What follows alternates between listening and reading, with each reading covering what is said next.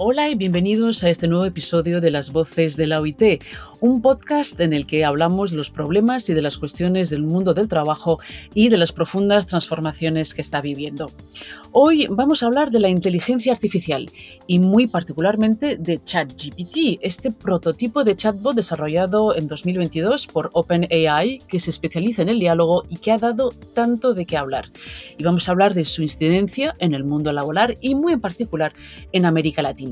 ¿Será cierto que esta nueva tecnología cambia el presente y el futuro del trabajo? ¿Cuál es la verdadera capacidad que tiene para reemplazar tareas que realizamos hoy en día los humanos? ¿Vamos a ser prescindibles? ¿Es muy diferente de otras tecnologías que ya existían? Vamos a hablar de todo esto con Cristina Pombo, economista del Banco Interamericano de Desarrollo, que trabaja en la intersección de la tecnología y el gobierno, de la ética y de la inteligencia artificial. Hola Cristina y muchísimas gracias por estar con nosotros. Muchas gracias a ti, Isabel, por invitarme. Bueno, ¿estamos entonces ante un nuevo paradigma tecnológico que va a revolucionar el mundo o ante un salto tecnológico como otros tantos que han cambiado el mundo del trabajo? Tiene sus fans de lado y lado. Hay quienes dicen que esto sí lo va a revolucionar todo y otros que dicen esto es uno más. Yo estoy en la línea, Isabel, de los que pensamos que va a revolucionar todo lo que hacemos. Creo que es una tecnología que nos va a poner a repensar la manera como articulamos muchas de las tareas que tenemos en el día a día. Y esa es la magia que tiene. Nos va a poner a pensar en cómo nos relacionamos con los dispositivos digitales, cómo damos nuestros datos, cómo pensamos el futuro. Creo que estamos ante una revolución bien importante. O sea, realmente un reto. Pues justamente le he preguntado a ChatGPT qué impacto piensa que tendrá en el mercado laboral y esto es lo que dice. Dice que puede tener un impacto potencial en el mercado laboral en varias áreas como la traducción, la redacción de contenidos, la asistencia virtual, la investigación en línea. También es posible que vaya a crearse nuevos empleos, pero subraya sobre todo que el impacto en el mercado laboral dependerá de cómo se adapten las empresas y los trabajadores a esta tecnología. Así que es hora de ponerse en marcha y de ponerse las pilas para estar a la altura de ChatGPT. Seguro, pero además piensa que no solo de ChatGPT, o sea, ya ChatGPT usa esta tecnología que se conoce como Generative Pre-trained Transformer, ¿no? Y el chat que le pones antes es porque es un chatbot, como tú misma dijiste. Pero hay otro montón de herramientas que están basadas en GPT que hacen muchas más cosas que solo conversar contigo. Es la punta Hay del una, iceberg esto, hay mucho más. claro, muchísimo más, muchísimo más. Ya hay herramientas que tienen un acceso a Internet mucho más amplio que lo que tiene ChatGPT, que hace no solamente generación de texto, pero que lo integra con distinta información. Entonces tienes ya herramientas específicas, por ejemplo, eh, de asesoría financiera. Piensa que la industria de la asesoría financiera mueve millones, porque estamos acostumbrados a que sea alguien quien nos revise nuestras inversiones. Esta herramienta tiene, tiene la capacidad para hacerlo de una manera, de ser un advisor que tiene acceso a un montón de información. Eso solo para darte un ejemplo. Creo que esta tecnología GPT es la que nos va a revolucionar, no solo el chat, sino todo lo que puedes hacer con GPT. Y a eso es a lo que hay que ponerle atención. Y entonces, ¿qué va a pasar con nosotros, con los humanos? En un informe reciente, Goldman Sachs calcula que hay 300 millones de puestos de trabajo en todo el mundo que podrían ser sustituidos por la inteligencia artificial. Eso supone más o menos una cuarta parte de la actividad mundial.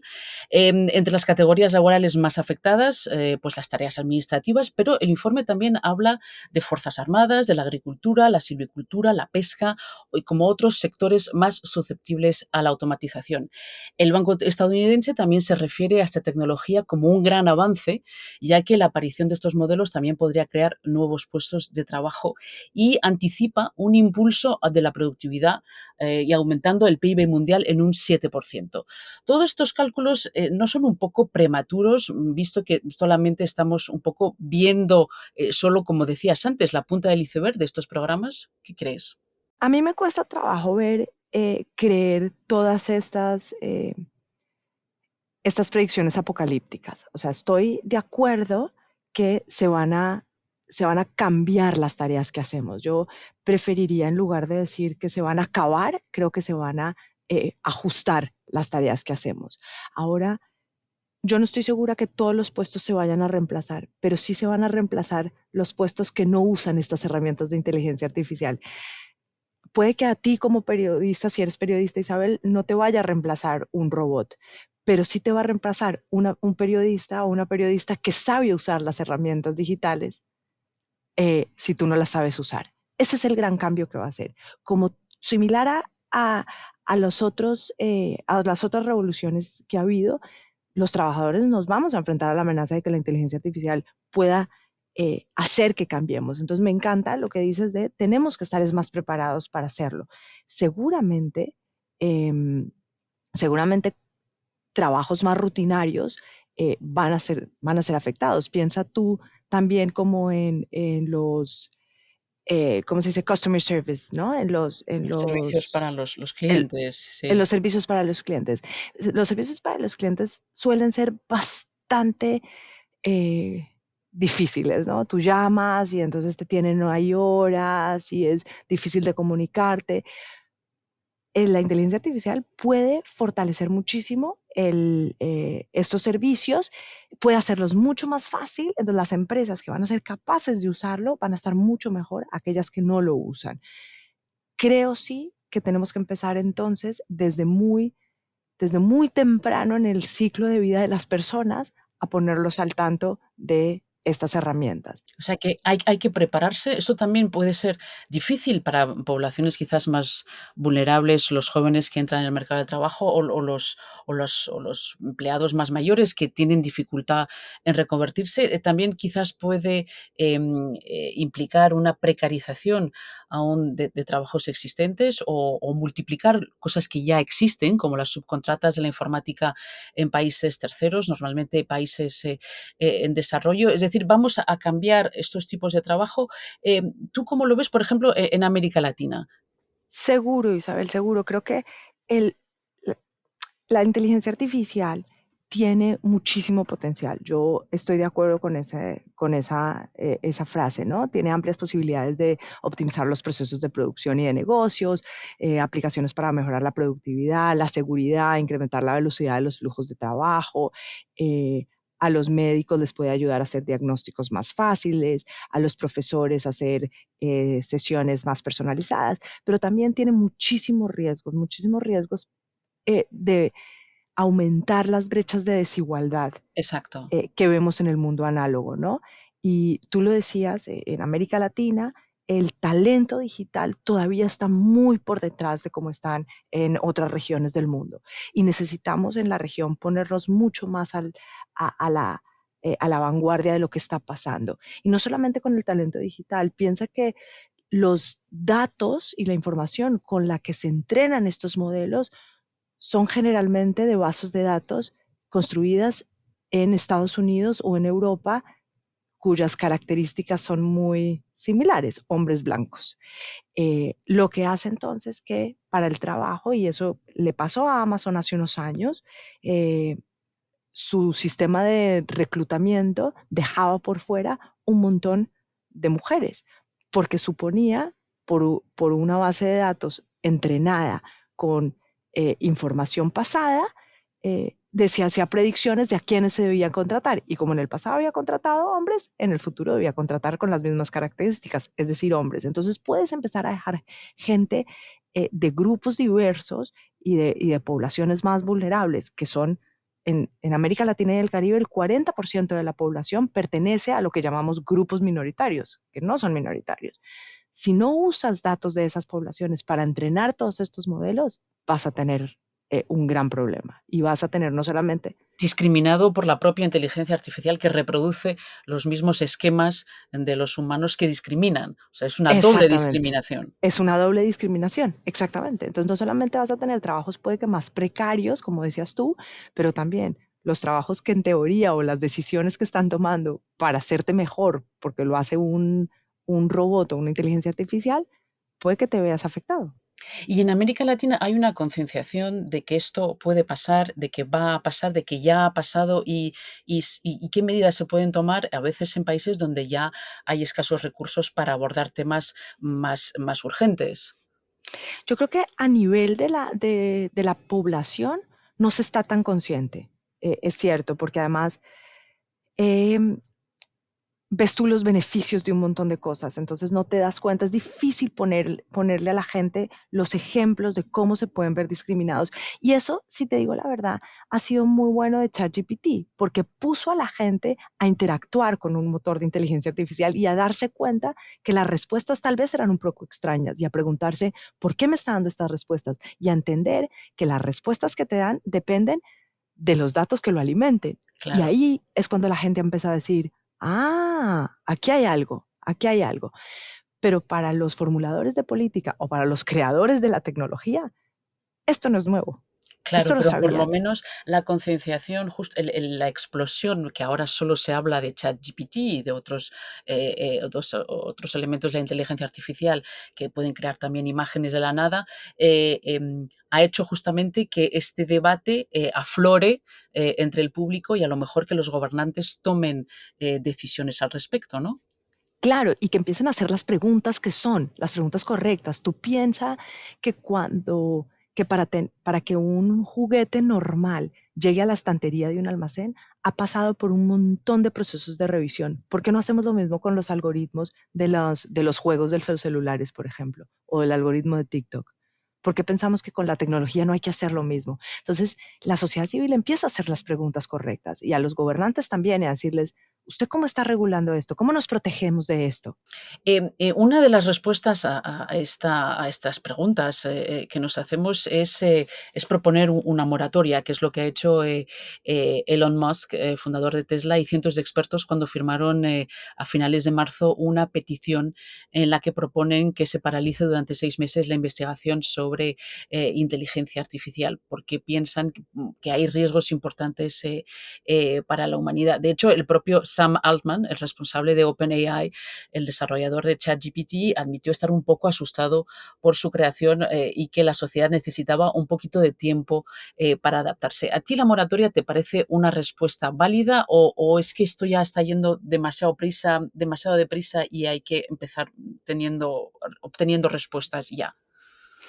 Yo creo que en la teoría la moratoria suena muy bien, ¿sabes? Tú puedes decir, ok, parémonos a pensar, pero en la práctica es muy complicado y eso eh, nos lo ha enseñado ¿no? otras tecnologías que, que se han desarrollado en el mundo. Piensa tú, el proyecto de la bomba atómica fue muy parecido y también hubo discusiones a un nivel más pequeñito, porque no estaba casi todo el mundo involucrado, sobre si se deberían parar las investigaciones. Yo creo que está bueno generar conciencia, está muy bueno que las grandes tecnológicas también se pregunten sobre el modelo de negocio de este tipo de herramientas, porque creo que esa pregunta hace falta hacerse. ¿Cuál es el modelo realmente de negocio detrás de esto? Y ahora, claro, no quiero, no quiero pensar mal, pero mi abuela decía que piensa mal y Y acertarás. acertarás. El, eh, cuando después de que OpenAI lo compra Microsoft y empieza a tener muchísimo más acceso, ahí es cuando Elon Musk dice, uy, un momento, ¿por qué no paramos y pensamos, ¿no? Sí, Entonces, porque cuando a lo tu mejor ahí ve competencia una empieza a avanzar, competencia. Ahí estamos. claro, claro. Entonces, pero sí creo que tenemos que ser mucho más, como mucho más agresivos en la Proactivos. manera y proactivos en la manera como estamos, como también el gobierno empieza a regular este tipo de cosas. La autorregulación no es suficiente. Ya nos dimos cuenta que las empresas tengan un set de principios sobre el uso responsable no vale. Necesitas ser mucho más intencional a la hora de decir cómo quieres que se maneja la información y esta tecnología, que en últimas va a reflejar lo que tú quieres que sea tu sociedad. Claro, entonces si las empresas no pueden autorregularse, cosa que ya hemos comprobado en otros dominios, ¿cuál sería la fórmula? Que los gobiernos y las empresas lleguen a un acuerdo, que los gobiernos o organizaciones, por ejemplo, la OCDE, donde tú también trabajas como experta, lancen propuestas o unos baremos o unos criterios. ¿Es una mezcla de estas soluciones? ¿Cuál sería un poquito el, la posibilidad de regular, si es posible, esta nueva inteligencia artificial y sobre todo sus efectos en el mercado laboral? Pues esto es algo que se está discutiendo constantemente. Constantemente estamos pensando y según hablamos, como se dice, esto se está discutiendo en muchos ámbitos. ¿Cuáles son las opciones de política y de gobernanza de los modelos de inteligencia artificial en diferentes contextos? Porque, y para el mercado laboral tiene mucho sentido pensarlo en diferentes contextos. Tú tienes que pensar eh, cuáles son las condiciones que tienes para tus empleados y para tu fuerza laboral o para aquellos que no están en el mercado laboral, que están fuera del mercado laboral, que se van a ver afectados por este tipo de tecnologías. Eh, Creo que existe varias posibilidades eh, de mezclar opciones de política. Eh, Tú puedes tener, como lo tiene, por ejemplo, lo que está pensando la Unión Europea, y es hacer una clasificación de cuáles son herramientas de más alto riesgo y Sí. regular las que son de más alto riesgo, o puedes tener otras como la que se está discutiendo, o la que se quiere discutir en Estados Unidos, que no es necesariamente por más alto riesgo, sino por el efecto que tienen las, las los sistemas automáticos de decisión en la gente. Puedes tener una gobernanza más colaborativa y tratar de juntar a distintos gobiernos o distintos actores para hacerlo. Puedes tener una gobernanza que sea más basada en una aproximación al riesgo, o tienes basada en una aproximación a los resultados. Existen diferentes mecanismos, pero sí creo que aquí tiene que ser una gobernanza interdisciplinaria, y hay que tener, en el caso del mercado laboral, hay que tener a la sociedad civil sentada también pensando para, y a la hora de tomar acciones, hacer frente a estos desafíos, hay que considerar el diálogo social, sin duda. Que también, sí, que también puedan tomar decisiones las empresas, los gobiernos, los trabajadores afectados. ChatGPT también ha puesto sobre la mesa el debate de lo que tú decías antes, de que las empresas y los trabajadores deben adaptarse. Esto, desafortunadamente, es costoso. La recalificación no es fácil. Y este es otro tema que también hay en otros ámbitos del mercado laboral, pero yo creo que ChatGPT ha puesto también sobre la mesa, ¿no? Sin duda, sin duda. Creo que como le dicen, este tsunami tecnológico está avanzando a una rapidez eh, tal que adquirir un solo título, una cualificación o una certificación ya no va a ser suficiente. Entonces tenemos que considerar estar en constante capacitación y actualización, en procesos de reconversión, mejorar las habilidades. eh, el, Creo que el sistema educativo también se tiene que repensar. Por eso te decía al principio que esto hace que toda la sociedad se reajuste, ¿no? Eh, el accionar público y privado va a tener que estar presente para apoyar a los trabajadores ante este desafío de transformación digital y la implementación de la inteligencia artificial. Creo que el objetivo, como decías tú al principio, es las personas y las empresas estemos preparadas para aprovechar estas oportunidades que traen los avances tecnológicos y muy conscientes de los riesgos en los que podemos incurrir. Pero quizás antes haya que tranquilizar un poquito el debate, porque en este momento yo creo que sobre todo priman las imágenes que tenemos todos, ¿no? De robots que van a hacer que seamos totalmente prescindibles. Así que antes quizás habrá que pausar un poquito el debate y poder hablar más claramente, ¿no te parece? Sí, me gusta mucho eso, me gusta mucho eso que dices. Están en un lado lo que te decía de los apocalípticos, que dicen Sí. que todo se va a acabar. En el otro lado están los que dicen nada va a pasar. Si tú piensas en América Latina y el Caribe, es una región que tiene bastantes problemas y bastantes retos, por ponerlo así, eh, que hay que subsanar antes de empezar a pensar en estas cosas. Pero tenemos entonces la oportunidad de empezar a hacerlo bien. Si sabemos que estos motores de inteligencia artificial se alimentan con información y las bases de datos y la información en América Latina y el Caribe todavía no están lo suficientemente robustas, ahora que las empezamos a trabajar, hagámoslo bien, empecémoslo a hacer bien. Si podemos pensar si vamos a empezar a enseñarle habilidades digital desde los más pequeñitos para que cuando puedan entrar al mercado laboral sea más fácil reconvertirse, tenemos una muy buena oportunidad para hacerlo. Creo que lo que hay que ver es el lado positivo de esto y de todas las oportunidades que nos abre. Y empezar cuanto antes. Bueno, espero que encontremos un término medio entre los apocalípticos y los optimistas. Hoy hemos estado hablando de inteligencia artificial con Cristina Pombo, economista del Banco Interamericano de Desarrollo. Así terminamos nuestro podcast. En las próximas semanas seguiremos hablando de los cambios en el mundo del trabajo. Por ahora nos despedimos y nos vemos muy pronto en otro episodio de Las Voces de la OIT.